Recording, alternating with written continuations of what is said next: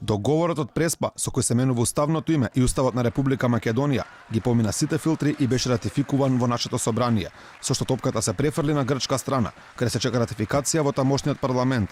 Но денешната изјава на претседателот на партијата, Независни грци, Панос Каменос, дека напушта владата на Алексис Ципрас, носи нови моменти. Покрај гласањето на доверба на владата, која сега следува во грчкото собрание, во прашање можеби се доведува и ратификацијата на Преспанскиот договор.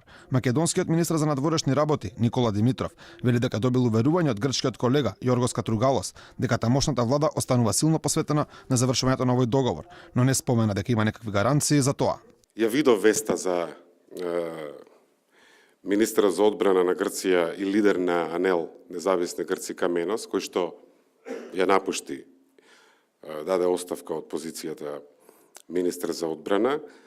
Имав веднаш потоа кратка кореспонденција со мојот колега Катругалос и добив уверување дека грчката влада останува силно посветена согласно националните интереси на Грција да ја заврши работата со Преспанскиот договор.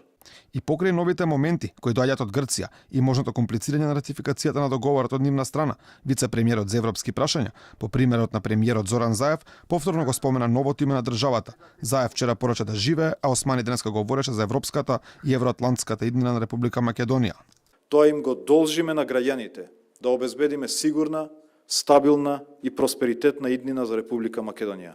Европска и евроатлантска иднина за Република Северна Македонија. Ратификацијата на спогодбата од Преспа доби поддршка и беше изгласан од 81 пратеник во собранието на Република Македонија.